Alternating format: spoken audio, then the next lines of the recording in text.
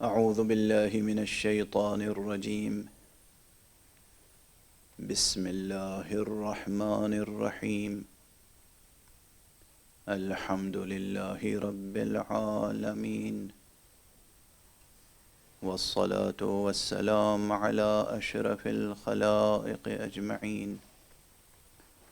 سيدنا وسيد الأولين والآخرين، حبيبنا وحبيب إله العالمين، إمام المرسلين وخاتم النبيين، أبي القاسم المصطفى محمد.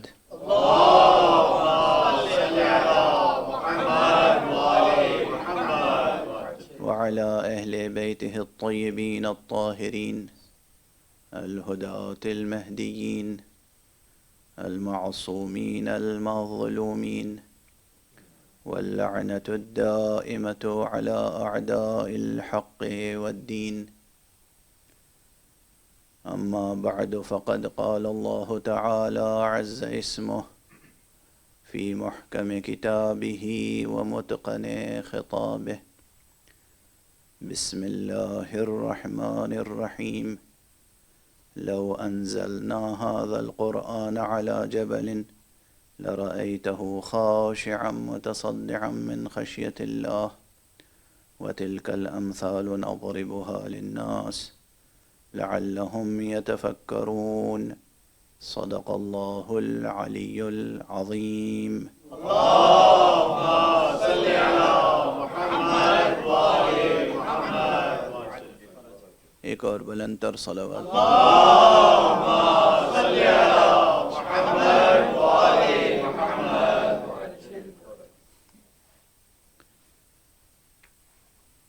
قرآن اور حسین کے عنوان سے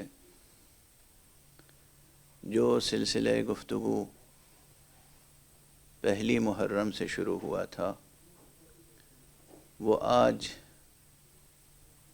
اس مجلس پر اختتام پذیر ہو رہا ہے.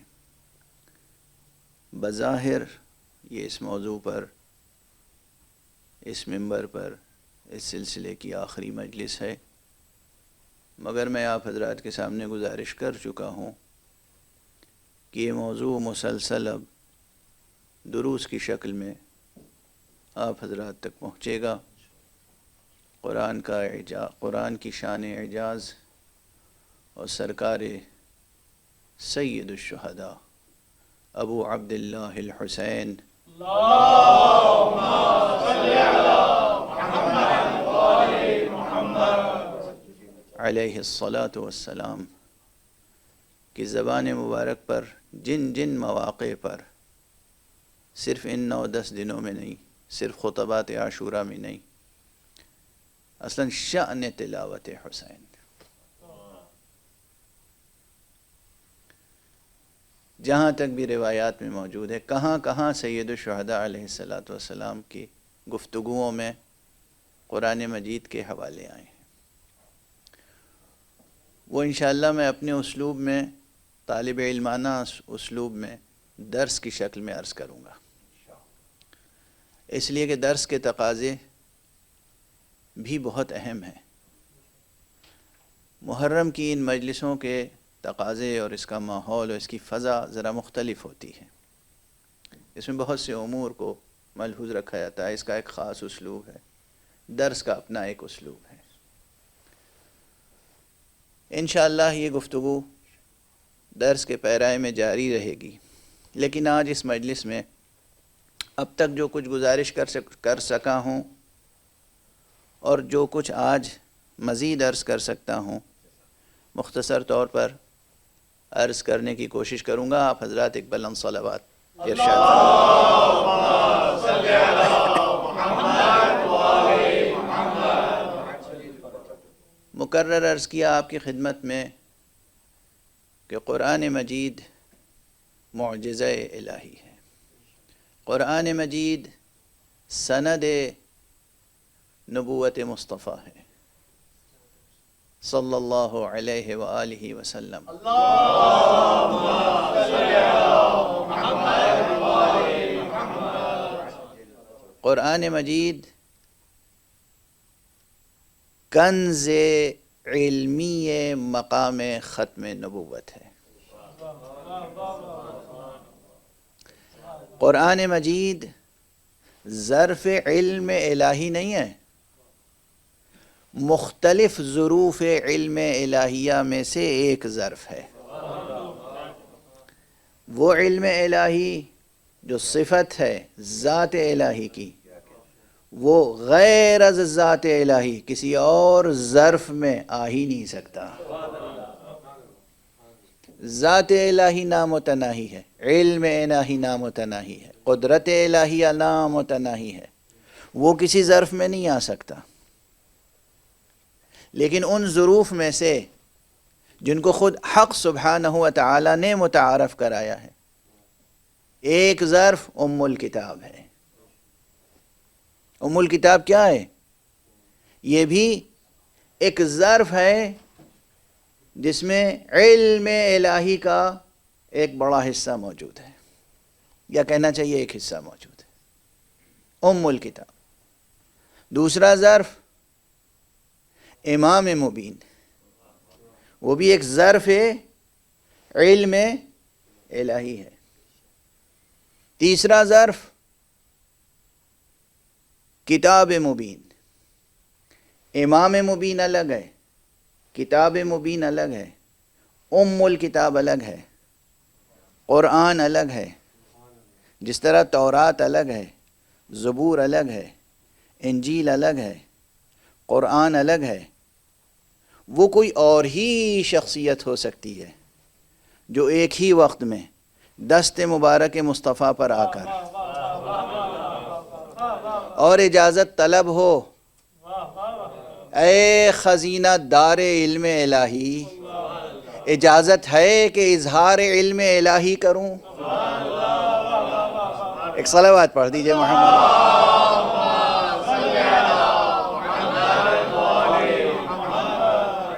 وہ شان ہی کچھ اور ہے، وہ ماحول، وہ کیفیت ہی کچھ اور ہے۔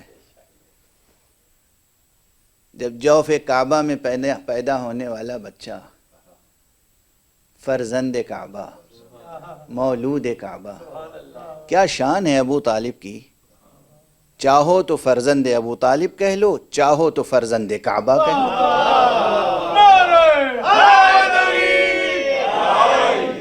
کیا شان!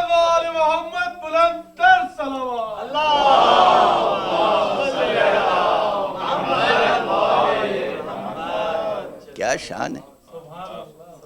تو جیسے ہی فرزند ابو طالب، فرزند فاطمہ بنت اسد، فرزند کعبہ بن کر اور دست مصطفیٰ پر آیا، تو اعجاز قرآن کی گواہی دینے کے لیے خود معجز نما بن گیا۔ یا رسول اللہ، اجازت ہے کہ تلاوت کروں؟ اور اس کے بعد تلاوتیں شروع ہوئیں۔ یہ روایتیں کسی شاعر و ادیب نے تخلیق نہیں کی ہیں، یہ روایتیں ایک فقیہ برجستہ، اپنے وقت کے مرجع تقلید، فقیہ، رجالی، محدث، علامہ شہر ابن شہراشوب جیسے عظیم القدر شخصیت نے کتاب مناقب میں نقل کی، اور ان جیسے نہ جانے کتنے اور فقہا نے فقہا وہ جو نقل حدیث میں بہت احتیاط کرتے ہیں، کتنے فقہا نے ان روایتوں کو نقل فرمایا۔ کون تھا وہ بچہ؟ اب آپ حضرات کے سامنے کیا عرض کروں، آپ کے تو دلوں کے نگینے پر اس کا نام کندہ ہے۔ جتنا بھی شکر ادا کیجئے کم ہے، جتنا بھی فخر کیجئے کم ہے، جتنا بھی ناز کیجئے کم ہے، اور جتنی بھی دعائیں دیجئے اپنے والدین کو کم ہے۔ بر محمد و آل محمد بلند تر صلوات۔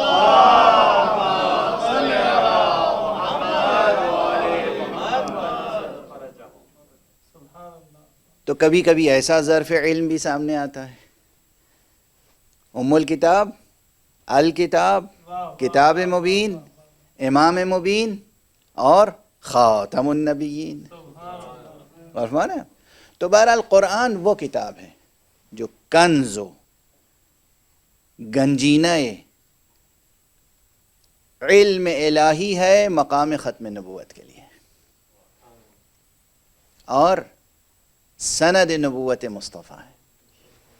اور اس کی شان اعجاز یعنی اس کے معجزہ ہونے کے رخ بہت ہیں، ناقابل شمار ہیں، نامتناہی ہیں، جن میں سے ایک مثلاً جس کا ابھی تک ذکر نہیں ہو سکا، بہت مفسرین نے تذکرہ کیا ہے، اکثر تذکرہ ہوتا رہا ہے، ظاہر ہے کہ جب سلسلہ گفتگو ہے تو اس کا بھی ذکر کر دیا جائے.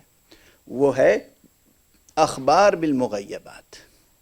اخبار بالمغیبات یعنی آنکھوں سے اوجھل، پردہ غیب میں پنہاں چیزوں کی خبر دیتا ہے قرآن، چاہے وہ ماضی کی ہوں، چاہے حال کی ہوں، چاہے مستقبل کی. اور معجزہ اس لحاظ سے ہے کہ آج تک قرآن مجید کی کوئی پیشین گوئی غلط ثابت نہیں ہوئی. جو کہہ دیا وہ ہو کر رہا، اور جو کہہ دیا ہے اب تک نہیں ہوا ہے وہ ہو کر رہے گا. یہ یقین اس لیے کہ اب تک جو قرآن نے کہا وہ ہوا. یہ خود جس طرح سے لکھا گیا ہے وہ اپنی جگہ، لیکن خود یہ عنوان بہت زیادہ طویل الذیل ہے. اس کے ذیل میں بہت مطالب ہیں جو لکھے گئے، اور بہت مطالب ہیں جو ابھی لکھے جائیں گے، باقی ہیں بہت سے مطالب.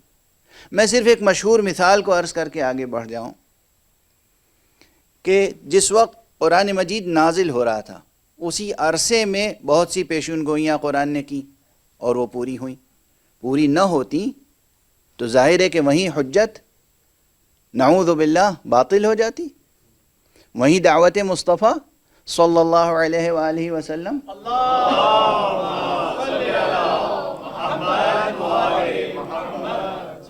تمام ہو جاتی، متوقف ہو جاتی. نعوذ باللہ، ہزار بار نعوذ باللہ، بطلان ظاہر ہو جاتا. یہ قرآن جس میں خود حکایت کی گئی ہے کہ بعض ایسے منافق تھے اور بعض ایسے دشمن تھے جن کے وجودوں میں، جن کے ہیکلوں میں صہیونیت کا تخم اسی وقت موجود تھا. وہ جو یہودی تھے دشمن، وہ آپس میں مشورے کرتے تھے اور ایک دوسرے سے کہتے تھے کہ جاؤ صبح صبح سویرے سویرے ایمان لے آؤ، اور دن ڈھلتے ہوئے اعلان کر دو کہ ہم تو ایمان ضرور لائے تھے مگر ہمارے لیے یہ سچا دین ثابت نہیں ہوا. نتیجہ یہ ہوگا کہ تمہارا یہ عمل دیکھ کر دوسرے لوگوں کا ایمان بھی کمزور ہو جائے گا. جہاں یہ ماحول موجود ہو کہ صبح ایمان لاؤ اور شام کو کفر اختیار کر لو، کفر کا اعلان کر دو، یا یوں کہوں کہ صبح ایمان کا اعلان کر دو اور شام کو اپنے کفر کو ظاہر کر دو، ہیں؟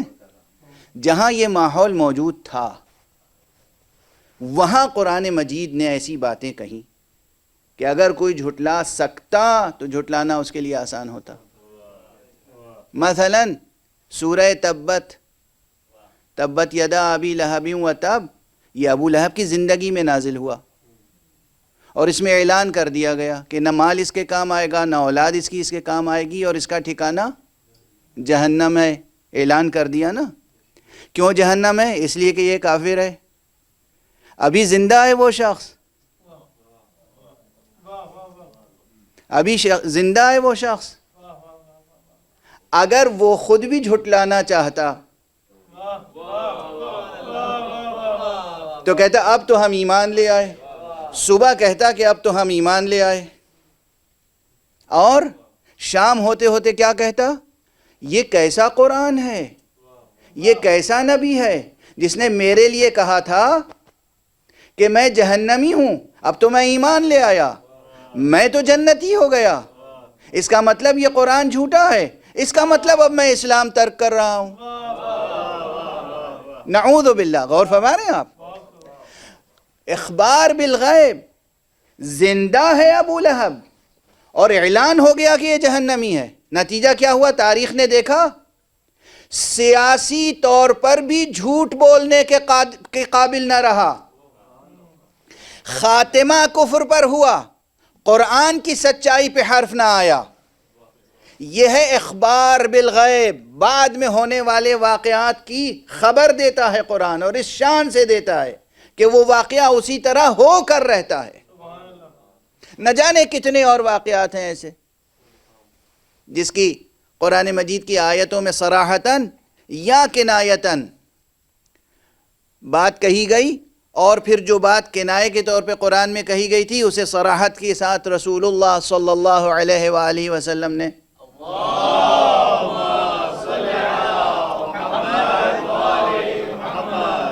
خبر دی، اور جس طرح خبر دی وہ بات اسی طرح واقع ہوئی، چاہے وہ فتح مکہ کا واقعہ ہو، چاہے وہ ہجرت سے متعلق باتیں ہوں، چاہے وہ جنگ بدر سے متعلق باتیں ہوں، جس قدر بھی باتیں ہیں جو اخبار بالغیب سے تعلق رکھتی ہیں۔ یا سورہ روم سے متعلق مشہور واقعہ، میں تو صرف اس وقت حوالے دے کر آگے بڑھ رہا ہوں تاکہ ایک بحث جو کل شروع ہوئی تھی وہ تھوڑی سی اور آگے بڑھ سکے۔ تو ایک معجزہ قرآن مجید کا یہ بھی ہے کہ اس نے آئندہ آنے والے واقعات کی خبر دی ہے، اور اس نے پردہ غیب میں موجود حقائق کی خبر دی ہے۔ اور پردہ غیب میں موجود حقائق صرف مستقبل سے متعلق نہیں ہیں، اور غیب کی بھی قسمیں ہیں، غیب مطلق ہے، غیب اضافی ہے، یہ سب بحثیں الگ۔ بہت سی چیزیں ماضی میں ہوئیں، بظاہر حضور صلی اللہ علیہ وآلہ وسلم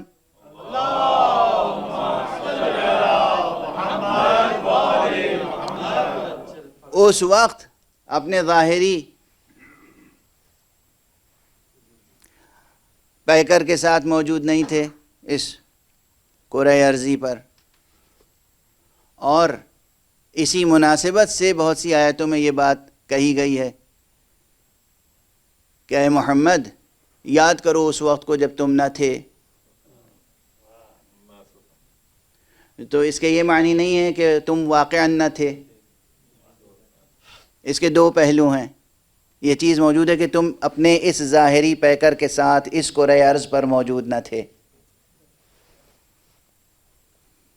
اور جس معاشرے میں تھے مشرکین و کفار کے انسانی معاشرے میں، وہ انسانی معاشرہ بہرحال موجود نہ تھا، تو اس انسانی معاشرے کی نسبت سے وہ چیزیں غیب کی ہیں،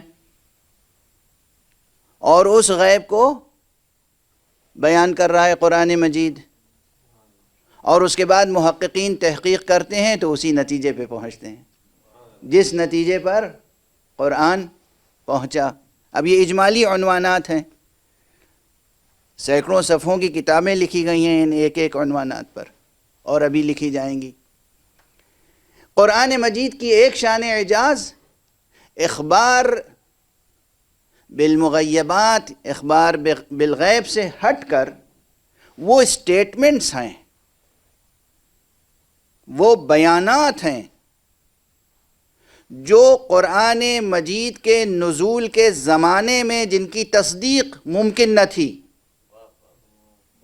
لیکن زمانے کے گزرنے کے ساتھ ساتھ ان کی تصدیق ہوتی چلی جا رہی ہے۔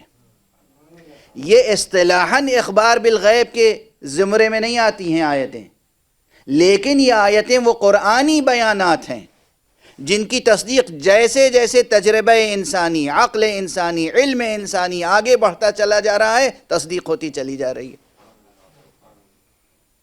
یہ بھی ایک پہلو ہے، اور ان پہلوؤں کی طرف اشارہ کر کے اب ظاہر ہے یہ طالب علموں کے لیے صرف ایک حوالہ ہے اور ایک غور و فکر کا عنوان ہے، تحقیق کا عنوان ہے کہ کتنے وہ اسٹیٹمنٹس ہیں، کتنے وہ قرآنی بیانات ہیں جن کا جن کی علمی تصدیق زمانے میں ہوتی گئی اور ابھی اسی طرح ہوتی جائے گی. یہ قرآن کی شان اعجاز ہے. اور وہ علوم سے متعلق ہیں، چاہے وہ علم طب سے متعلق ہوں، کونیات سے متعلق ہوں، کاسمولوجیکل ریئلٹیز ہوں، یا انسان کی صحت و جسم اور مختلف علمی شعبوں سے متعلق ہوں. بعض علوم ایسے ہیں جن پر ابھی بہت کام کرنے کی ضرورت ہے، چونکہ پوری دنیا اس وقت زیادہ تر حصہ لوگوں کا ظاہری سائنسی موضوعات پر کام کرنے میں مشغول ہے. اس لیے اس رخ پر کام نہیں ہوا جو بحث کل شروع ہوئی تھی، اور کل کئی بحثیں بطور مثال، بطور حوالہ، بطور مقدمہ ایک دوسرے کے ساتھ میں عرض کرتا چلا گیا، ورنہ ہر بحث مستقل جدا جدا ہے، ایک دوسرے سے مماثلت مشابہت ضرور رکھتی ہے. یہ بحث جو مثل، امثال اور تمثلات سے متعلق ہے، بہت سی روایتیں ہیں. ایک تو یہ یاد رکھیں کہ اطوار وجود گوناگوں ہیں، نامتناہی ہیں. ہر سطح وجود پر ہر موجود بغیر بدن کے نہیں ہے، مگر اس کا بدن اس سطح وجود پر اسی سطح وجود کے مطابق ہے.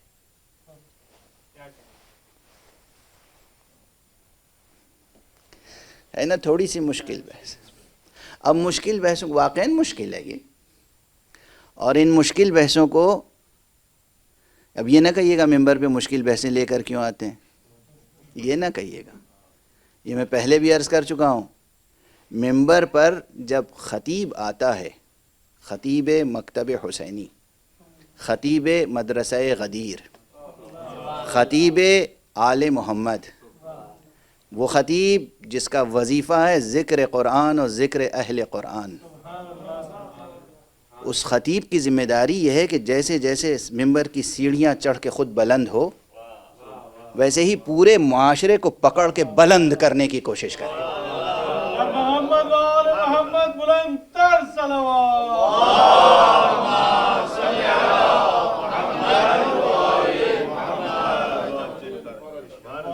معاشرہ بلند نہیں ہوگا تو حق ممبر ادا نہیں ہوگا. اب دیکھیے پھر وہ بات سے بات نکلتی ہے، معاشرہ کیسے بلند ہوگا؟ پورا انسانی معاشرہ، اور بالخصوص جو کلمہ گو حضرات ہیں. یہ یاد رکھیے کہ بغیر قرآن و حقیقت قرآن سے وابستگی ممکن نہیں ہے کہ آپ بلند ہو سکیں. قرآن مجید کی مثال بھی حبل اللہ سے دی گئی ہے، اور جان قرآن، محافظ قرآن، نفس قرآن حضرت امیر المومنین علی ابن ابی طالب علیہ الصلاۃ والسلام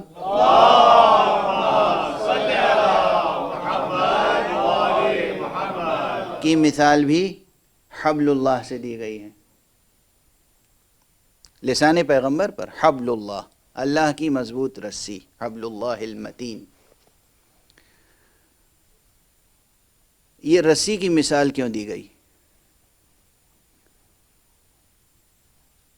رسی کوئی بہت حسین و جمیل چیز ہوتی ہے، تشبیہ تو دی جاتی ہے عموماً، اور ارباب بلاغت جانتے ہیں، شاعری اور ادب سے جو سروکار رکھتے ہیں، فصاحت و بلاغت و حسن بیان، کہ تشبیہ جب دی جاتی ہے تو کسی حسین چیز کی دی جاتی ہے. سامنے معشوق ہے، آپ، اور وہ ہے تو آپ ہی کے جیسا، انسان ہے، دو آنکھیں ہیں، بھویں ہیں، خد و خال ہے. آپ مثال اسے دے رہے ہیں چاند کی، یا مثال دے رہے ہیں اگر بہاریہ ذوق ہے تو گلاب کی، یا اگر اور پر نور آپ کا ذوق ہے تو مثال دے رہے ہیں سورج کی. کیوں؟ گلاب زیادہ حسین ہے، خوبصورت ہے، چاند زیادہ حسین ہے، خوبصورت ہے، پر نور ہے، سورج اصلا نور کا سرچشمہ ہے اس عالم مادی میں. تو تشبیہ دی جاتی ہے عموماً. ہاں کسی کی مذمت و حجو کرنی ہو تو الگ بات ہے، وہ باب الگ ہے. اور بدقسمتی سے ایسے لوگ ہوتے بھی ہیں کہ جن کی مجبوراً بھی حجو کرنی پڑتی ہے. لیکن میرا ذوق یہ ہے کہ ممبر پر عموماً ایسے لوگوں کا تذکرہ نہیں کرتا، کیونکہ یہ پرنور بزم جو نکھت و خوشبو بہشت سے معمور ہے، اس میں کوئی ایسا نام آنا نہیں چاہیے کہ جس سے خوشبوئیں بھی دور ہوتی چلی جائیں. تو ایسے مجبوراً ہیں ایسے کردار جن کی مذمت کرنی پڑتی ہے، جن کی حجو کرنی پڑتی ہے. لیکن عموماً وہاں بھی تشبیہیں آتی ہیں تو وہ ظاہر ہے وہ اسی قسم کی تشبیہیں ہوتی ہیں.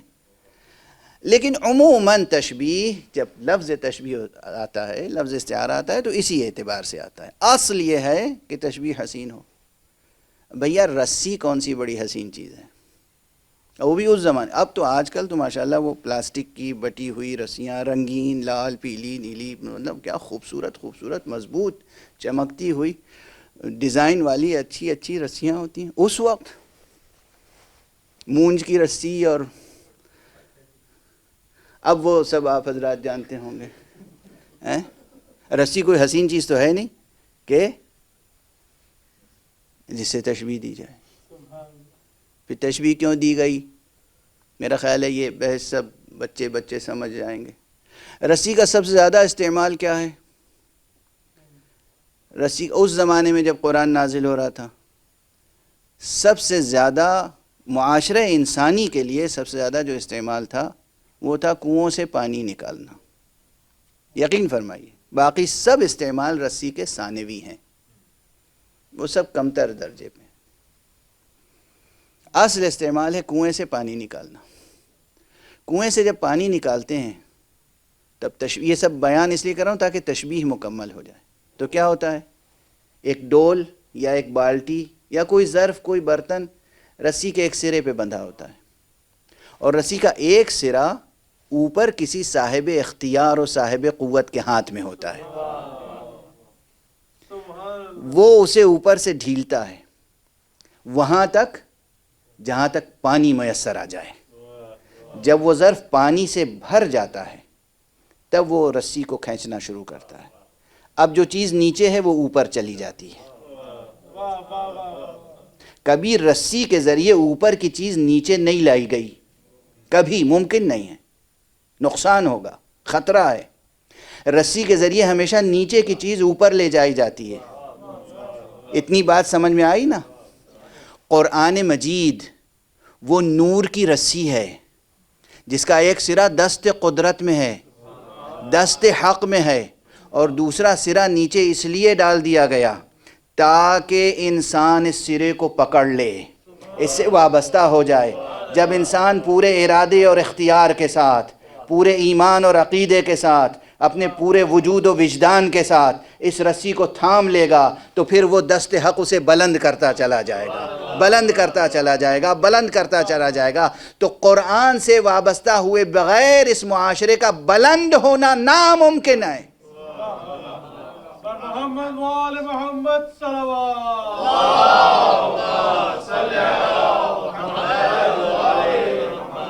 یہی شان قرآن کی ہے، یہی شان اہل بیت کی ہے. اسی لیے امیر المؤمنین علی ابن ابی طالب علیہ السلام کو بھی تشبیہ دی گئی حبل اللہ المتین، حبل اللہ المتین. اور وہ جو آیت بار بار پڑھی جاتی ہے اتحاد کی دعوت دینے کے لیے، وَاعْتَصِمُوا بِحَبْلِ اللَّهِ جَمِيعًا وَلَا تَفَرَّقُوا، تفسیر اہل بیت دیکھ لیجئے، سب کے سب وابستہ ہو جاؤ اللہ کی رسی سے، تفرقہ نہ کرو. اس کے معنی کیا ہیں؟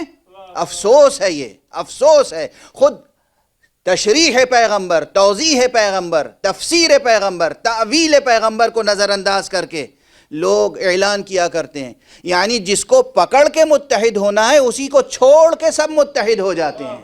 یہ اتحاد وہ ہے جو خدا کو منظور نہیں ہے. اصلا یہ اتحاد نہیں ہے. وہ اتحاد ہے کہ واللہ خدا کی رسی ہاتھ میں ہو، یعنی قرآن ہاتھ میں ہو، ولایت مرتضیٰ ہاتھ میں ہو، اس سے وابستہ ہو جائے تو پھر دیکھیے یہ معاشرہ کبھی پستیوں میں تاریکیوں میں نہیں رہ سکتا۔ قرآن سے وابستہ ہوں اور اس قرآن ناطق سے جس کا نام علی ابن ابی طالب ہے۔ صلوات پڑھیں محمد۔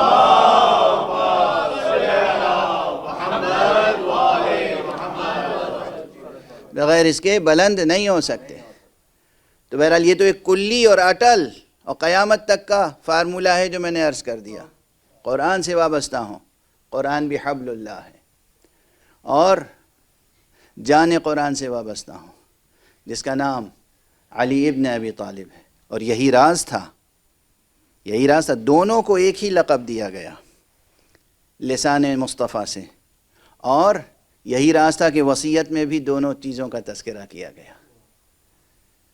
انی تارک فیکم الثقلین کتاب اللہ وعطرتی اہل بیتی، اور اس وقت اہل بیت سے مراد ذات مبارک علی ابن ابی طالب۔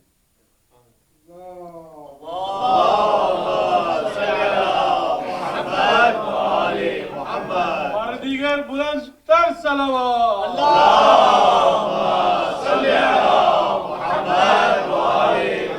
آپ تو ماشاءاللہ جوان وہ سمجھ گئے جو میں عرض کرنے جا رہا تھا کہ آپ تو ماشاءاللہ جوان ہیں اور شاعر بھی ہیں۔ آپ نے اپنی قوت کے ساتھ صلوات بھیجی، لیکن وہ بظاہر اپنے بڑھاپے کے روب میں آ گئے ہیں۔ آپ کو اس سے بہتر صلوات بھیجنی چاہیے۔ ایک بلند صلوات بھیج دیجیے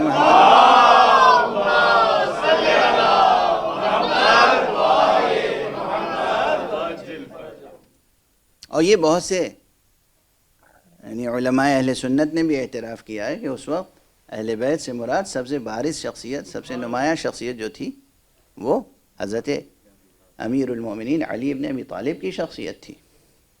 جب رسول نے کہا وَأَهْلَ بَيْتِي، اور اسی موقع پر فرمایا کہ هذا علی، اسی موقع پر فرمایا علی مع القرآن والقرآن مع علی، اسی موقع پر ایک خطبے کے یہ جملے ہیں جو الگ الگ چھوٹی چھوٹی حدیثوں کی شکل میں نقل ہو رہے ہیں۔ اب یہاں ٹھہر کے شاید آج کچھ زیادہ وقت لے لوں آپ حضرات کا، لیکن یہاں ٹھہر کے ایک بات تو عرض کروں، تمام حدیث کی کتابوں کو دیکھ جائیے، حضور علیہ الصلاۃ والسلام کی کوئی ایک مکمل تقریر کہیں نہیں ملے گی آپ کو۔ کیا المیہ ہے! حضور کے خطبات جمعہ کہاں چلے گئے؟ خطبات جمعہ کے علاوہ خطبات عید کہاں گئے؟ خطبات عید الاضحیٰ کہاں گئے؟ مختلف مواقع کے خطبات کہاں گئے؟ یہ ایک سطر کی حدیث، 2 سطر کی حدیث، 3-4 سطروں کی حدیث، اس سے زیادہ عموماً نہیں ملتی۔ کیا یہی حق حفاظت کلام پیغمبر ہے جو ادا کیا ہے لوگوں نے؟ بس ایک سوالیہ نشان چھوڑ کر آگے بڑھ رہا ہوں۔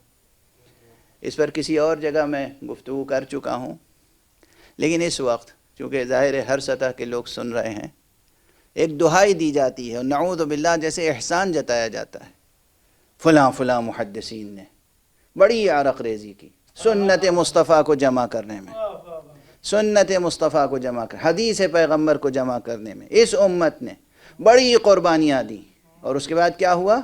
کوئی ایک مکمل خطبہ بھی محفوظ نہ رہ سکا۔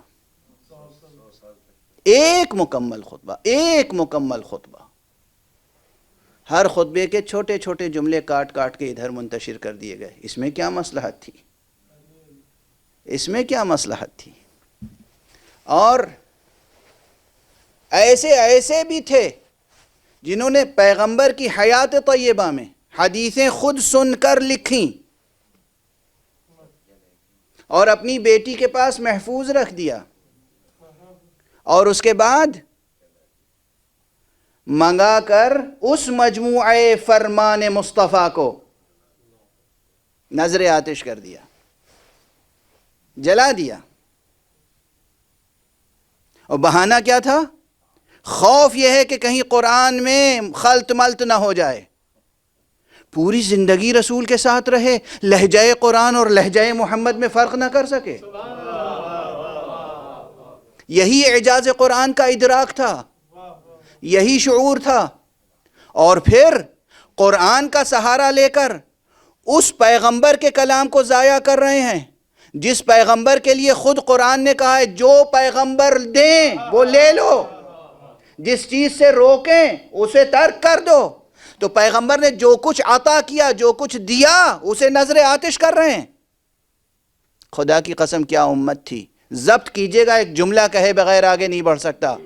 کوئی کلام پیغمبر نظر آتش کر رہا تھا، کوئی اس در پیغمبر کو نظر آتش کر رہا تھا جس دروازے پر آ کر مسلسل کہتے تھے السلام علیکم یا اہل البیت. کیا تاریخ ہے، کیسی المناک تاریخ ہے، کیسی المناک تاریخ ہے. سیاسی درباروں نے جو تاریخ لکھی، سیاسی مورخوں نے جو بیانات جمع کیے، قلم فروش، ضمیر فروش، ایمان فروش لوگوں نے جو مجموعے تیار کیے، اب رخ بدل جائے گا.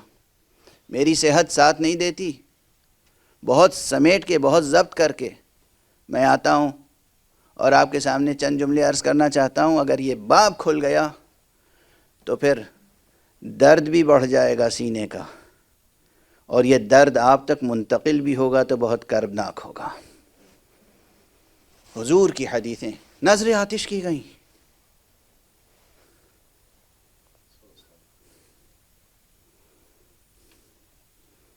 اور درباروں سے اعلان کیا گیا اصحاب پیغمبر کو، خبردار حدیث رسول بیان نہ کرنا، خبردار حدیث پیغمبر بیان نہ کرنا. کیا حفاظت ہے سنت پیغمبر کی، کیا حفاظت ہے. ایسے ماحول میں بہت سی وہ چیزیں جس طرح باقی رہنی چاہیے تھی باقی نہیں رہیں. لیکن جو بات کل میں نے عرض کی تھی اور مسلسل عرض کر رہا ہوں، جن کے پاس نہیں رہیں محرومیت ان کی قسمت ہے.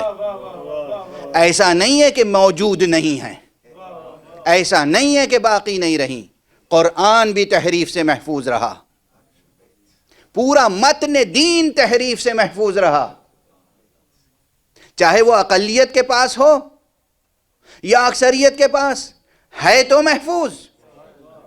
اگر اقلیت کے پاس بھی متن دین، اصل دین، جوہر دین، روح دین اور قرآن مجید محفوظ ہے تو بس محفوظ ہے. کوئی یہ نہیں کہہ سکتا کہ آپ کہتے ہیں محفوظ ہے تو تحریف کیسے ہو گئی. وہ جنہوں نے تحریف کی، تحریف نہیں کی، فسق اختیار کیا، گناہ کیا، جرم کیا، دین کے دائرے سے خارج ہو گئے. دین کے دائرے سے خارج ہونا یا گناہ کرنا، اللہ نے یہ ذمہ نہیں لیا ہے کہ ہم کسی کو گناہ نہیں کرنے دیں گے. اللہ نے یہ ذمہ لیا ہے گناہ کرنے والے کرتے رہیں گے، تحریف کی کوشش کرنے والے کرتے رہیں گے، دین کو مٹانے والے اپنی کوششیں کرتے رہیں گے. لیکن میں وعدہ کرتا ہوں، میں یہ کہتا ہوں انا نحن نزلنا الذکر ونحن له لحافظون. میں کہتا ہوں کہ اب یہ دین باقی رہے گا، یہ قرآن باقی رہے گا، یہ شریعت باقی رہے گی، یہ ذکر باقی رہے گا، اور کردار معصوم باقی رہے گا. محمد وآل محمد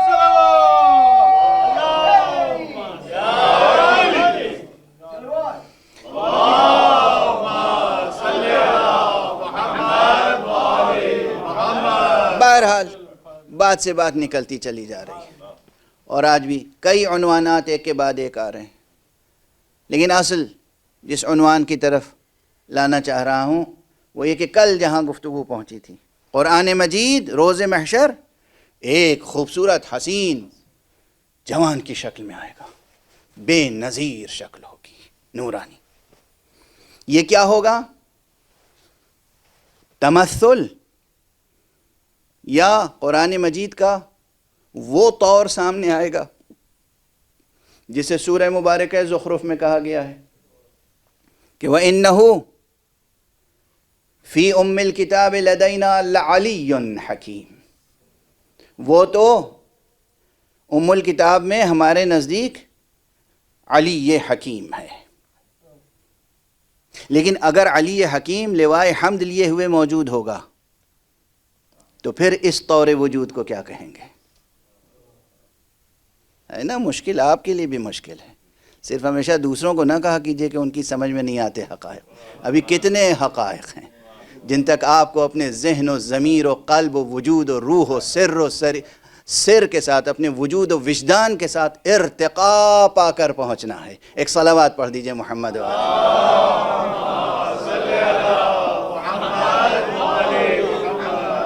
کتنے مطالب ہیں، کتنے مقامات ہیں، اور ارتقاء کا ایک ہی قانون ہے، اقرأ ورقہ۔ قرآن پڑھتے جاؤ، ترقی کرتے جاؤ، ایک ایک آیت پڑھو گے، ایک ایک درجہ بلند ہوتے جاؤ گے۔ یہ جنت کے لیے کہا گیا ہے۔ جنت جب ملے گی تو جنت کے مراتب حسب اعداد آیات قرآنی ہیں، تو وہاں کہا جائے گا کہ قرآن کی آیتیں پڑھتے جاؤ اور آگے بڑھتے جاؤ۔ غور فرمایا آپ نے؟ خیر یہ تو ان کے لیے ہے جو قرآن پہ یقین رکھتے ہیں، قرآن پہ کوئی شبہ نہیں رکھتے، اور قرآن کو اپنی زندگی کا ورد بنائے ہوئے ہیں۔ یاد رکھیے قرآن ربیع القلوب ہے۔ اہل دل ایک دوسرے سے جب ملتے ہیں تو معلوم ہے کیا پوچھتے ہیں؟ ما زرع القرآن فی قلبک، قرآن نے تمہاری زمین دل میں کیا بیج بوئے؟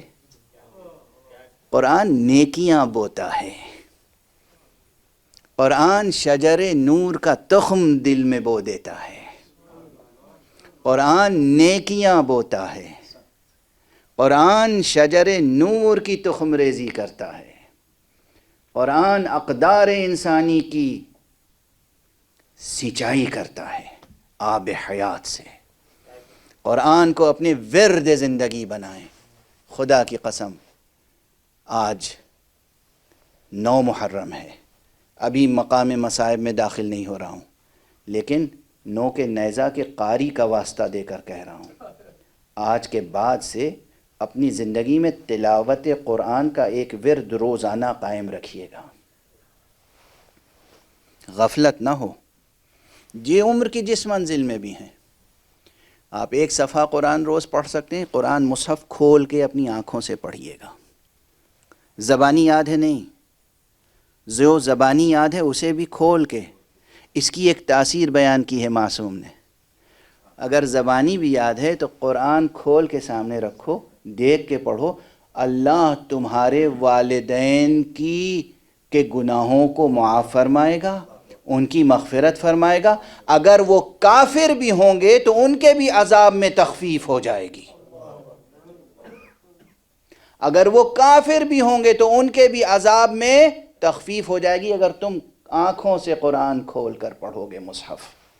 قرآن پڑھنے کی ایک زندگی میں روش قائم کریں، ایک صفحہ صحیح، 2 صفحہ صحیح، 1 جز صحیح، نصف جز صحیح، 1 پارہ، آدھا پارہ، 1 سورہ، قرآن ضرور پڑھیں۔ قرآن ربیع قلوب ہے، دلوں کی بہار ہے قرآن، دلوں کی بہار ہے قرآن۔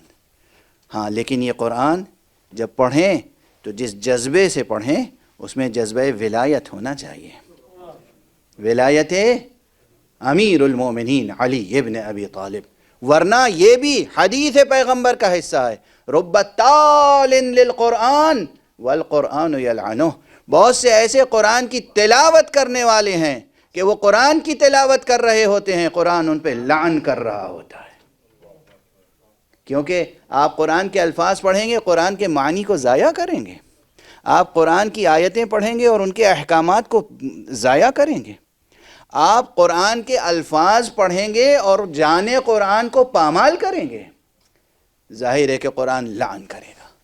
یہ چیزیں بہت براہ راست عرض کر رہا ہوں، لیکن چونکہ ظاہر ہے اس سلسلے کی آخری مجلس ہے تو کچھ چیزیں براہ راست عرض کرنا چاہ رہا تھا تاکہ جوانوں کے لیے، نوجوانوں کے لیے، بچوں کے لیے، حتیٰ کہ بزرگوں کے لیے ایک دستور العمل ضرور پہنچ جائے۔ یہ میری طرف سے نہیں، یہ تو رسول اللہ اور اہل بیت رسول سے ہونے والے ائمہ اطہار کا دیا ہوا دستور العمل ہے۔ ایک صلوات پڑھ دیجئے محمد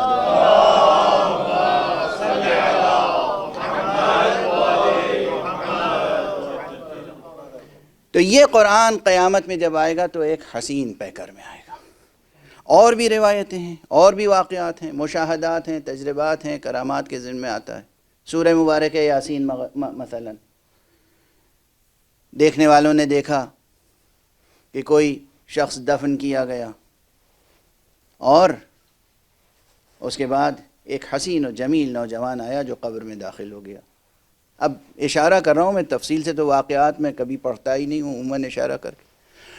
بعد میں مکاشفات کے نتیجے میں، چاہے وہ مکاشفہ بتوسط معصوم ہو یا بتوسط ولی اللہ یا بتوسط عارف باللہ، معلوم ہوا یہ حسین پیکر جو تھا یہ سورہ یاسین، سورہ یاسین نے قبر میں داخل ہو کر کہا کہ گھبرانے کی بات نہیں ہے، تم مجھے روز پڑھتے تھے نا، تلاوت کرتے تھے، ہم تمہاری مدد کے لیے آ گئے۔ اور فرمایا آپ نے، میں فشردہ پوری داستان، پوری روایت، پوری حکایت نہیں عرض کر رہا ہوں، ہر سورے کا ایک پیکر ہے اور پھر پورے قرآن کا ایک پیکر ہے، بلکہ کہنا چاہیے ہر آیت کا ایک پیکر ہے۔ ہر آیت کے ضمن میں تہ در تہ مضامین ہے اور ہر مضمون کا ایک پیکر ہے۔ یہ بحث کی گئی ہے آج تک، کتنی مشکل بحث ہے۔ یہ پیکر الگ الگ ہوں تو ہر پیکر اپنی جگہ ایک درخشاں آفتاب ہے، اور یہ سب پیکر ایک دوسرے میں سمٹ آئیں تو پھر وہ حسین و جمیل پیکر وجود میں آتا ہے کہ شہداء کی آنکھیں بھی خیرہ ہوتی ہیں، انبیاء کی آنکھیں بھی خیرہ ہوتی ہیں، اور اعلان ہوتا ہے تو فراز عرش سے اعلان ہوتا ہے کہ تم نے پہچانا نہیں، یہ قرآن مجید ہے۔ یہ سب مسائل روایت کی زبان میں جو موجود ہیں، لسان روایت میں جو آئے ہیں، اسے علمی اور انسانی منطقی سطح پر کس طرح حل کریں گے؟ حل کرنے کی کوشش کی جائے یا نہیں؟ اور ہمارے یہاں یا صرف غلو اور ضعیف و منکر اور یہ سب اصطلاحیں استعمال کر کے کلام معصوم کو نعوذ باللہ ضائع کر دیا جائے؟ اگر معصوم کی زبان پر یہ مطالب آئے ہیں، انہوں نے بیان کہاں کیا؟ عالم الست میں؟ انہوں نے بیان کہاں کیا؟ اسی زمین پر۔ جب یہاں بیان کیا انہوں نے تو ہمیں یہیں رہتے ہوئے اپنی عقل کے ذریعے سے ان معضلات کو حل کرنا ہے۔ ان معضلات کو حل کرنے کے نتیجے میں جب اعمال فکر کریں گے، یعنی فکر کا استعمال کریں گے، تو پھر مقدمات ترتیب دینے ہوں گے۔ مقدمات ترتیب دینے کے بعد نتائج تک پہنچیں گے۔ یہ مقدمات اور نتائج علوم کی شکل میں سامنے آئیں گے۔ غور فرما رہے ہیں آپ؟ کتنے علوم کی تاسیس ہو چکی اور ابھی کتنے علوم کی تاسیس کلام معصومین کی روشنی میں باقی ہے۔ ہاں، یہ بحث یہاں سے لے کر حوضے تک کارآمد ہے۔ جو جہاں تک اس کو سن سکے اور ذہن و ضمیر میں جگہ دے سکے۔ جب یہ بحث چلے گی، ایک تو یہ پیکر ہے ہمارا آپ کا جسمانی۔ اب یہاں مثال کے طور پر عرض کروں، شاید یہ مطلب مکرر ہو لیکن عرض کر لینے دیجئے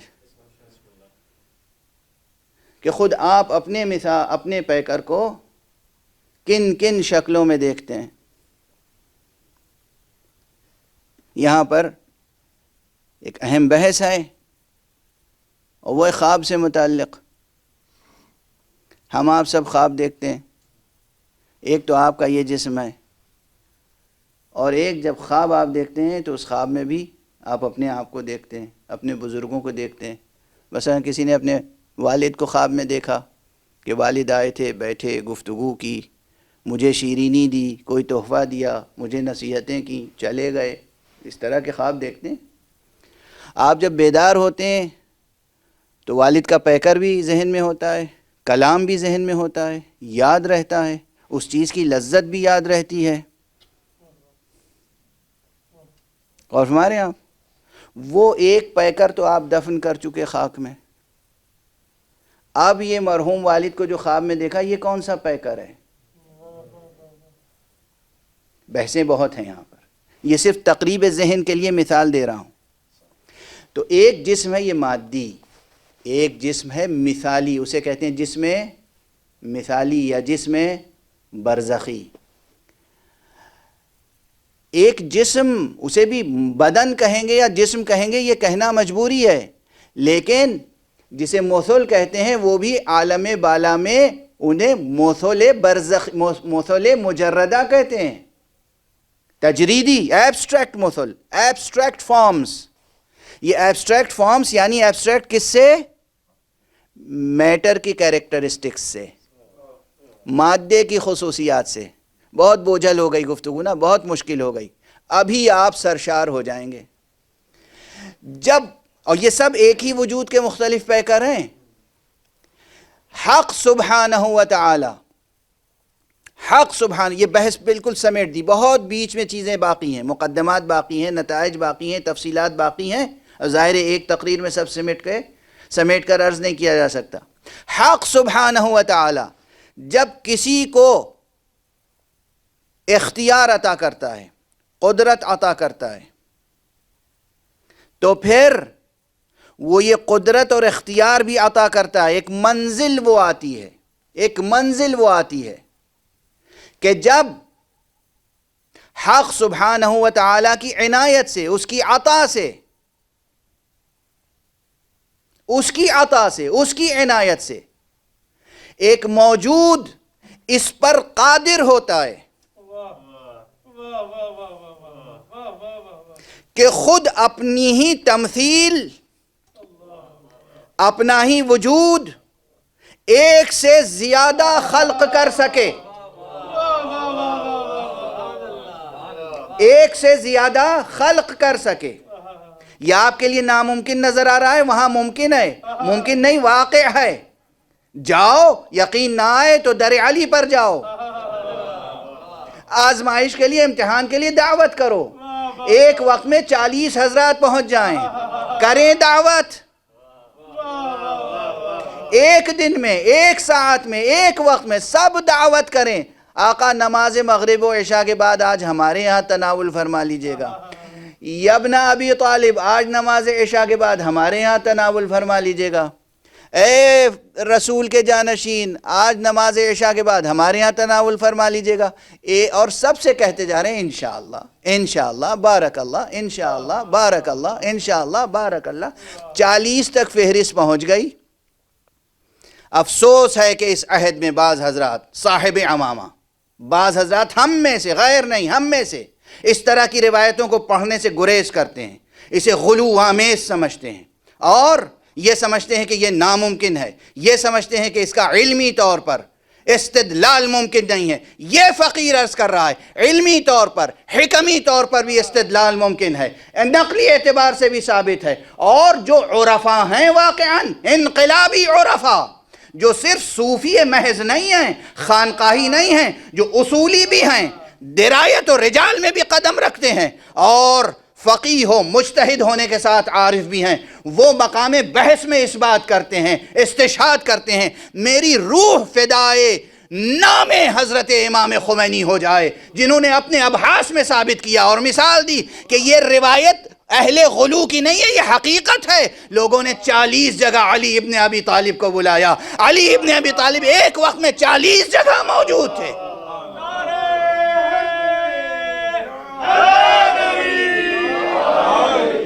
ہر شخص کہہ رہا تھا آج علی میرے یہاں تھے، آج علی میرے یہاں تھے، آج علی میرے یہاں تھے. اور پیغمبر نے کہا علی تو میرے پاس تھے، زہرا نے کہا علی تو میرے پاس تھے، جبرائیل نے کہا عرش پر خدا فرما رہا ہے علی تو میرے پاس تھے.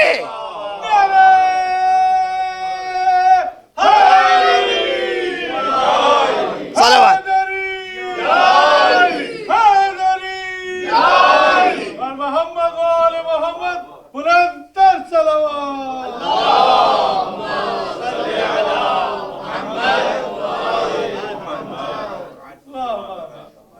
خدا جسے قدرت دے، مولوی قدرت سلب کر سکتا ہے. اللہ جسے کوئی ملکہ دے، اختیار دے، قدرت دے، طاقت دے، اسے حضرت محدث اللہ کی دی ہوئی صفت کو چھین سکتے ہیں. اور اگر اس صفت کا کوئی قائل ہو تو غالی ہوگا اور توحید خداوندی میں خلل آ جائے گا. کتنا چھوٹا سمجھا ہے خدا کو آپ نے. وہ خدا جو علی کو خلق کرنے والا ہے، وہ خدا جو علی کو اپنے آغوش میں لینے والے اور علی کا بار اٹھانے والے محمد کو خلق کرنے والا ہے، وہ خدا آپ کی نگاہ میں اتنا چھوٹا ہے کہ محمد و علی کے فضائل بیان ہو جائیں تو توحید میں خلل آ جائے گا. ذرا اپنی توحید درست کر لیجئے. ایک صلوات پڑھیے محمد و علی.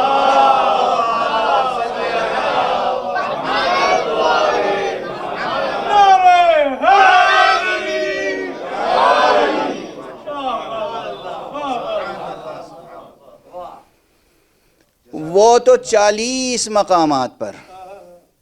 اچھا ایک بات اور عرض کروں، مدد کرنے کے طریقے ہوتے ہیں. کبھی مدد کھل کے کی جاتی ہے، کبھی مدد پوشیدہ رہ کے کی جاتی ہے. زیادہ اچھی حسین بڑی مدد وہ ہوتی ہے جو پوشیدہ رہ کے کی جاتی ہے. ٹھیک ہے نا؟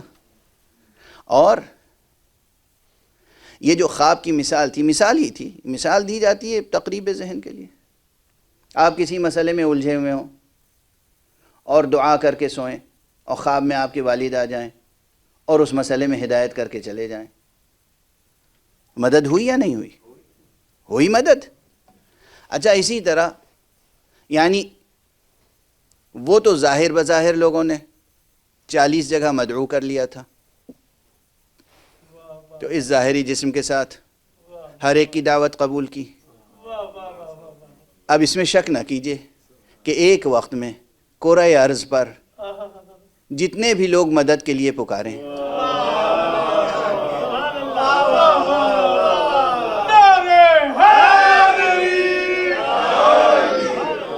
جتنے بھی پکاریں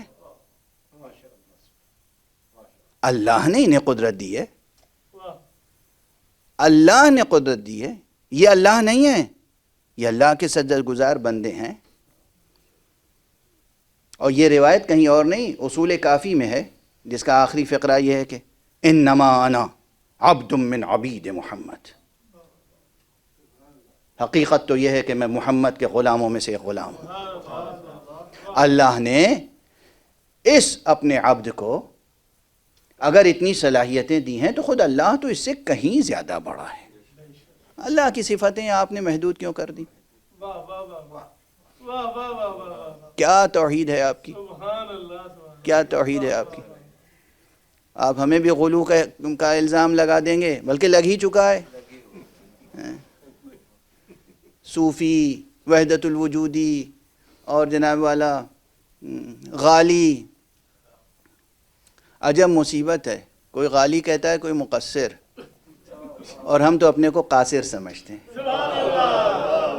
خدا کی قسم جتنا بھی فضائل بیان کر دیں قاصر کے قاصر رہیں گے. ہم سے کہیں بیان ہو سکتے ہیں فضائل؟ ہم سے کہیں حق بندگی ادا ہو سکتا ہے؟ نہ اللہ کی حق بندگی ادا ہو سکتا ہے، نہ پیغمبر کے لیے حق نعت ادا ہو سکتا ہے، نہ معصومین کے لیے حق منقبت و ثنا اور حق فضیلت ادا ہو سکتا ہے، نہ عملاً نماز روزے کا حق ادا ہو سکتا ہے. ہم ہیں کیا؟ کس شمار میں، کس قطار میں؟ ہم کیا ہیں؟ آپ کا جو جی چاہے کہہ لیجئے. مولا علی کی محبت میں کہیں گے تو انشاءاللہ آپ کو ثواب ملے گا، اور اگر سیاسی طور پہ کہیں گے تو ایسا عذاب ملے گا کہ ہم بھی دیکھیں گے. ایک صلوات پڑھ دیجئے محمد و آل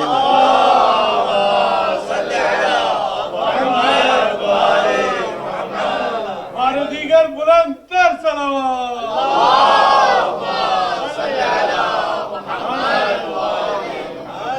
ہم بھی دیکھیں گے.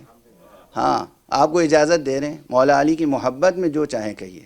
محبت اگر درمیان میں نہیں، محبت ہوگی آپ ہمیں برا بھی کہیں گے تو ہم آپ کو بوسہ دیں گے، آپ کو شکریہ کہیں گے. لیکن اگر محبت علی سچی نہیں ہے اور سیاسی طور پر بیان بازیاں ہو رہی ہیں تو پھر ہم بھی دیکھیں گے اور آپ بھی دیکھیے گا. ٹھیک ہے نا؟ ایک اور بلندتر صلوات پڑھ دیجئے.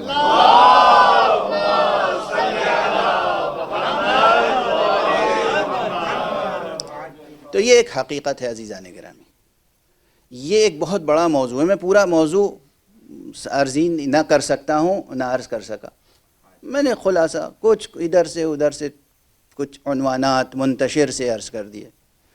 یہ علم، یہ بحث مثل، امثال اور تمثلات کی بہت بڑی وسیع ہے، جس کا حق ابھی تک کسی حکیم و فلسفی نے ادا نہیں کیا ہے. بحثیں ہوئی ہیں، انکار نہیں کر رہا، ہوئی ہیں جس قدر ہو سکا، لیکن یہ اس سے کہیں زیادہ وسیع الذیل ہے، اور اس میں کئی شعبے ہیں شاخ در شاخ، وہ مثل سے لے کر اور ہمارے تمثلات تک اور ہمارے اعمال کی تجسیم تک. ہمارے اعمال کی تجسیم تک آپ جو عمل کرتے ہیں، جو نیت کرتے ہیں، اس کی ایک شکل بن جاتی ہے. جو خیال آتا ہے اس کی ایک صورت بن جاتی ہے. جو فکر ہے آپ کی، وہ جو مضمون آپ نے ادا کیا، جو عمل کیا آپ نے، خدا کی قسم بس اب میری طاقت ساتھ چھوڑ رہی ہے، میں تو ہمت سے کام لے رہا ہوں، تو ایک فقرے میں آپ کی طبیعتیں منقلب ہو جائیں گی. ظاہر شب عاشور کی مجلس ہے. خدا کی قسم اگر سورہ مبارکہ یاسین کی بھی کوئی صورت ہے، اگر قرآن کے چھوٹے چھوٹے سوروں کی بھی صورتیں ہیں، تو یہ جو مجلس عزا ہے نا، یہ بھی ایک ایسا عمل ہے کہ اس کی بھی ایک پرشکوہ صورت ہے. اور وہ بھی قبر میں، برزخ میں، محشر میں شفاعت کے لیے آئیں گی، گواہی دیں گی. یہ فضائیں گواہی دیں گی کہ یہ شخص ذکر حسین سنتا تھا، یہ شخص ذکر حسین کرتا تھا، یہ شخص غم حسین میں اشک بار ہوتا تھا، یہ آقا کا سلامی تھا، سلام پڑھتا تھا، یہ آقا کا نوحگر تھا، نوحے پڑھتا تھا، یہ آقا کا مرثیہ گو یا مرثیہ خان تھا، مرثیے پڑھتا تھا، یہ آقا کا ذاکر تھا، یہ آقا کا ماتمی تھا. سب اعمال محفوظ ہیں عزیزو، سب اعمال محفوظ ہیں. امید لگا کے رکھو ذات حق سے، اخلاص کے ساتھ اعمال ادا ہوں. آج زیادہ دیر تک مصائب بھی نہیں پڑھ سکوں گا، بالکل میری طاقت ختم ہو چکی ہے. آج اس منبر کی روایت کے مطابق 2 عظیم شہادتوں کی طرف اشارے کیے جاتے ہیں. کل حضرت علی اکبر کا تذکرہ ہوا تھا، آج آقا حسین کے چھماہے شیر خار کا تذکرہ ہوتا ہے. اجرکم علی اللہ. بس گفتگو کا دامن سمیٹ رہا ہوں. روز عاشورہ آقا حسین نے خطبے پر خطبے دیے، ارشاد و ہدایت کا سلسلہ جاری تھا، اور پھر قربانیوں پہ قربانیاں پیش کی دین کی حفاظت کے لیے، قرآن کی حفاظت کے لیے. بار بار متعدد خطبوں میں متعدد آیتیں تلاوت فرمائیں، جن آیتوں کی شأن تلاوت سے بڑی تفسیری اور فقہی بحثیں وابستہ ہیں کہ اس موقع پر اسی آیت کی تلاوت کیوں کی. اب طاقت نہیں ہے، ورنہ وہ باتیں عرض کرتا آپ کے سامنے. اور ایک فقرہ ایسا ہے قرآن کا جو ہے آیت قرآن کی ایک آیت کا جز ہے، لیکن آقا حسین نے اسے اپنے اس سفر میں بار بار پڑھا ہے، اور ہر بار اس فقرے کے بعد ایک فقرے کا اضافہ کیا ہے، ایک فقرے کا اضافہ کیا ہے.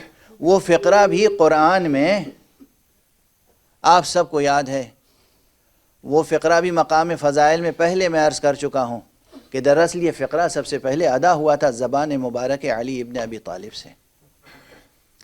انا للہ و انا الیہ راجعون. چونکہ اس وقت نزول وحی کا سلسلہ جاری تھا، یہ فقرہ خدا کو اپنے اس عبد خالص کا یہ فقرہ اتنا پسند آیا کہ خدا نے اسے متن قرآن میں شامل کر لیا، تحسین کے ساتھ، تحسین کے ساتھ، داد و تحسین کے ساتھ، بشارت کے ساتھ. اور خدا کی قسم اگر عہد نبوت جاری رہتا اور عہد نزول قرآن جاری رہتا تو آقا حسین نے جو اس فقرے کے بعد فقرہ ادا کیا ہے آج وہ بھی قرآن کا حصہ ہوتا، اس لیے کہ دونوں برابر کے فقرے ہیں. علی نے کہا تھا انا للہ و انا الیہ راجعون، حسین نے کہا انا للہ وَإِنَّا إِلَيْهِ رَاجِعُونَ رِضًا بِقَضَائِهِ وَتَسْلِيمًا لِأَمْرِهِ. اجرکم علی اللہ. سخن معصوم، سخن حسین، کلام حسین کا اعجاز بھی یہ ہے کہ خدا کی قسم اس جملے کو میزان قرآن کے علاوہ کسی اور میزان میں تولا نہیں جا سکتا. کیا عظیم فقرہ ہے، کیا عظیم فقرہ ہے. تمام دنیا کے علماء ادب و بلاغت کو اگر قرآن ان کے سامنے سے ہٹا کر صرف یہ جملہ پیش کیا جائے انا للہ و انا الیہ راجعون رضا بقضائہ و تسلیما لامرہ، تو ہر شخص گواہی دے گا کہ یہ ایک ہی تجلی ہے. دونوں کلام اس پورے جملے میں ایک ہی تجلی ہے. اس جملے کو، دونوں فقروں کو ایک دوسرے سے الگ نہیں کیا جا سکتا. بس آپ سے اب عرض کرنے کی ضرورت تو نہیں ہے کہ یہ کس وقت کہا ہے امام نے. ہاں، جب حضرت مسلم کی شہادت کی خبر ملی تو آپ نے اس وقت فرمایا تھا انا للہ و انا الیہ راجعون عند اللہ نحتسب انفسنا. لیکن اس وقت یہی فقرہ یا اس سے ملتا جلتا فقرہ آپ نے حضرت قیس ابن مسہر صیداوی کی شہادت کی خبر ملنے پر کہا. جب حضرت مسلم ابن عوذہ شہید ہوئے، جب حضرت حبیب شہید ہوئے، آپ نے انا للہ بار بار کہا ہے. لیکن یہ فقرہ رضا بقضائہ و تسلیما لامرہ یہ آخری بار کہا ہے جب 6 مہینے کے بچے کا لاشا. اجرکم جب ایک بچہ 6 مہینے کا بچہ جسے آقا لے گئے تھے کہ اگر میں تمہاری نگاہ میں گناہگار ہوں تو یہ 6 مہینے کا بچہ، شیرخوار بچہ، دنیا کے کسی قانون میں گناہگار نہیں ہوتا. اسے تو ایک گھونٹ پانی پلا دو، اور اس کے بعد صرف یہی نہیں کہ آقا نے کہا ہو، آپ سب جانتے ہیں اور دیکھنے والوں نے بیان کیا ہے. درباری رپورٹروں نے نہیں، کہ آقا نے ایک مرتبہ اپنے بچے کو دیکھا اور کہا تم حجت خدا کے فرزند ہو، اپنی پیاس کا اعلان کر دو. ننھے سے بچے نے اپنا مرجھایا ہوا چہرہ فوج کی طرف کر دیا. بچے عموماً ماں یا باپ کی گود میں ہوتے ہیں تو سینے سے لپٹے رہتے ہیں. بچے نے چہرہ گھمایا، سوکھی ہوئی زبان سوکھے ہوئے ہونٹ پر پھیری، اور فوج میں انقلاب آ گیا. کچھ ایسے تھے جو چاہتے تھے کہ آ کر پانی پلا دیں، لیکن عمر ابن سعد نحس نے آواز دی حرملہ ابن کاہل کو کہ اقطع کلام الحسین، حسین کے کلام کو قطع کر دے. اس نے تیر سے نشانہ لیا اور ایک تیر خطا کر گیا، دوسرا تیر خطا کر گیا، لیکن تیسرا تیر اس طرح آ کر گلوئے اصغر میں پیوست ہوا کہ بچے کا گلا اور باپ کا بازو ایک ساتھ زخمی ہوا. آقا حسین نے تیر کو کھینچا، بچے سے خطاب کیا، بچے کے گلے سے 2-3 قطرے لہو کے، آسمان کی طرف دیکھا، زمین کی طرف دیکھا، اور اس کے بعد اپنے چہرے پر مل کے کہا بیٹے گواہ رہنا، اسی طرح میں نانا رسول اللہ کی خدمت میں حاضر ہوں. اجرکم علی اللہ، اجرکم علی اللہ. میں اس موقع پر خواتین بھی سن رہی ہیں، بچے بھی سن رہے ہیں، مومنین سن رہے ہیں. مکتب حسینی کی تربیت گاہ ہیں یہ مجلسیں. سنو کس طرح خدا کا احترام باقی رکھتے ہیں، کس طرح توحید کا عقیدہ سلامت رکھتے ہیں، کس طرح قرآن اور دین کی حرمتوں کو محفوظ رکھتے ہیں. سنو جناب رباب، اس 6 ماہے کی ماں، اس 6 ماہے کی ماں، کسی روایت میں نہیں ہے نا کہ وہ معصومہ تھیں، معصومہ تو نہیں تھیں، لیکن معصوم کے حرم میں داخل تھیں. امام کی تربیت، امام کی توجیہات، امام کی تعلیمات، امام کی صحبت میں رہنے کا اثر کیا تھا. عموماً کوئی عام سی خاتون ہوتی تو کیا کیا گلہ کرتی، کیا کیا فریاد کرتی، کیا کیا نوحے کرتی. ہم کرتے ہیں، ہمیں کرنے کا حق ہے، ہمیں کرنا ہے، ہمارا فریضہ ہے. لیکن جب چھدا ہوا گلا لے کر صغیر کو آقا حسین خیمے کے دروازے پر آئے اور دامن ابا کو ہٹایا. ایک مرتبہ ماں نے دیکھا اور نہ خدا سے گلا نہ شوہر سے شکوا، پورا مرثیہ ایک چھوٹے سے جملے میں. ارے میرے بچے، کیا تیرے جیسے بھی نہر کیے جاتے ہیں؟ بنیا مثلک ینحار. بس آج کی مجلس تمام ہوئی. ایک چھوٹا سا فقرہ رباب کا اور ایک چھوٹا سا فقرہ زینب کا. اب طاقت نہیں ہے کہ سرکار سید الشہداء امام حسین کی شہادت پڑھ سکوں. شہادت عظمیٰ کا بیان ممکن نہیں، مگر ایک جملہ. جب کوئی نہ تھا، ہر قربانی حسین خدا کی بارگاہ میں پیش کر رہے تھے. اکبر کو پیش کیا، قاسم کو پیش کیا، اصغر کو پیش کیا، اون و محمد کو پیش کیا. 72 لاشیں، 72 قربانیاں خدا کی بارگاہ میں پیش کی. جب خود حسین گھوڑے سے زمین پر آئے اور آپ کا گلا کٹ گیا، زینب آئی. اب فاطمہ نہیں ہے بظاہر، محمد نہیں ہے، اور آکے کا پروردگار اللہم تقبل منا ھذا القربان. پروردگار ہم اہل بیت مصطفیٰ کی طرف سے یہ قربانی قبول فرما. انا للہ وانا الیہ راجعون رضا بقضائه وتسلیما لامرہ. انا للہ وانا الیہ راجعون رضا بقضائه وتسلیما لامرہ. انا للہ وانا الیہ راجعون رضا بقضائه وتسلیما لامرہ. پروردگار ہمیں علوم قرآن اور معارف اہل بیت سے آشنا فرما. پروردگار ہمیں قرآن اور اہل بیت پر اپنی جانیں نثار کرنے کی کامل توفیق عطا فرما. پروردگار ملت اسلامیہ کو ملت قرآن و ملت اہل بیت بنا دے.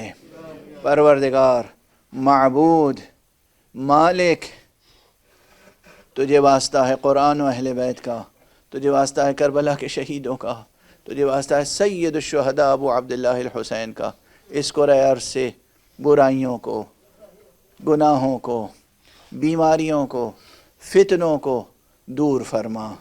پروردگار اسے ظلم و جور سے بھر چکی ہے یہ دنیا، اب اسے عدل و انصاف سے بھر دے. پروردگار ہمارے علماء اعلام کو اپنی خاص حفظ و امان میں رکھ، مرجعیات حقہ کو اپنی خاص حفظ و امان میں رکھ. پروردگار آیت اللہ العظمیٰ سید علی حسینی سیستانی کو اپنی خاص حفظ و امان میں رکھ. رہبر ملت اسلامیہ حضرت ولی فقیہ آیت اللہ خامنی کو اپنی خاص حفظ و امان میں رکھ. پروردگار یہ ماتمی، یہ سلامی حسین کے، یہ عزادار، انہیں خاص اپنی حفظ و امان میں رکھ. پروردگار روئے زمین پر جہاں جہاں مسجدیں ہیں، امام بارگاہیں ہیں، دینی مدرسے ہیں، پروردگار ان کو اپنی خاص حفظ و امان میں رکھ. پروردگار عالم انسانیت کو اپنے فیض رحمانیت سے سرشار فرما. پروردگار اپنے ولی آخر، ولی معصوم، فرزند زہرا وارث حسین کو اذن ظہور عطا فرما اور ان کے ہاتھوں سے اپنی رحمت و رافت و عدالت کا پرچم لہرا دے. ماتم حسین.